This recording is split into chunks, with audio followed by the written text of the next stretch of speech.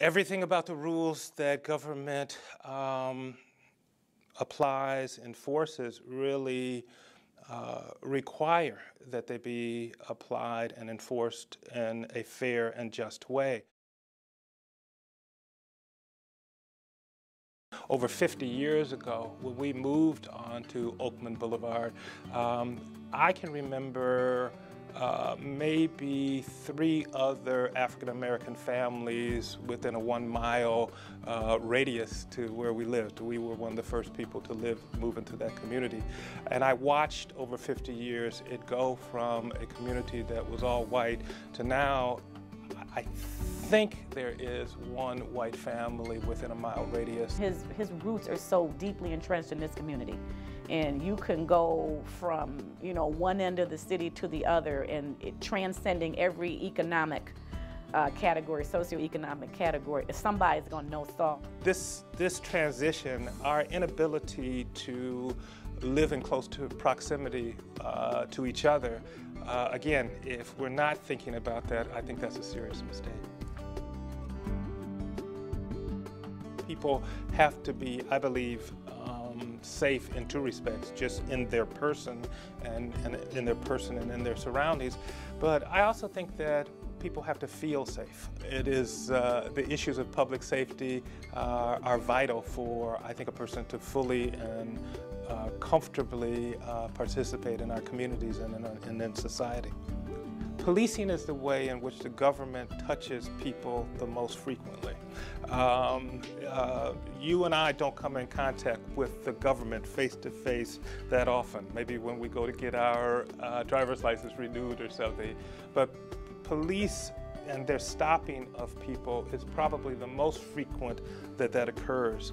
And therefore, that encounter has to be conducted in a way that is consistent with the law, and again, where people come out of it, regardless of what the decision is, feeling respected. More than anything else, what I have tried to do is say to the police department, we can't dig our heels in and believe that everything we've done has been right. What we need to do is to work through this process, to learn from it, to improve the way in which we operate on a day-to-day basis, and as a result, we'll be a better police department in the end. By January of '02, he had been invited to teach at the University of Michigan Law School, and he and I began to work on that together. We take them on a fair housing bus tour of Detroit. We never have more than 15 students, and it is about really carrying on a discussion, carrying on a dialogue.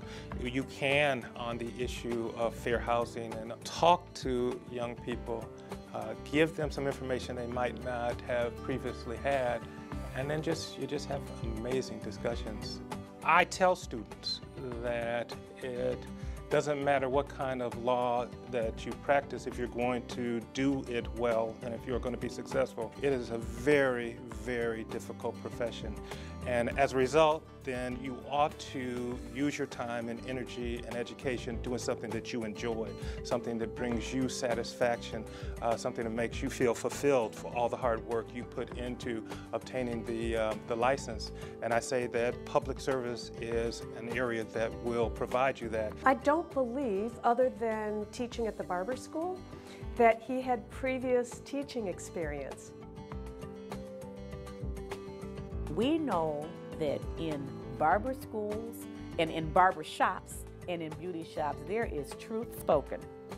There is wisdom to be gained. Saul Green comes from a long line of very fine barbers. His father, I believe, Forrest Green Sr., opened a barber school in Detroit and has trained hundreds and thousands of Detroit's best barbers. I'm a barber and actually, kind of worked my way through undergrad in law, cutting hair.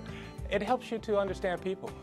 The barbershop is an amazing place in the community. It gives you a real chance to meet people, to talk to people, and kind of understand the way the community works. The common thread in all of this work has been to really bring about equity and always thinking of, what is for the better good and the good of the whole. That's exactly what people should know about Saul is that when the lights turn off and the newspaper writers aren't writing, he's working on the case. From policing to police reform to public safety to housing to the Work with the Innocence Project, they come back to how we treat people in our society and how we treat people in our community. There needs to be rules, there need to be sanctions, but they all need to be applied in a way that's fair and a way that people feel, in the end, regardless of what the outcome is, that they've been treated fairly and respectfully.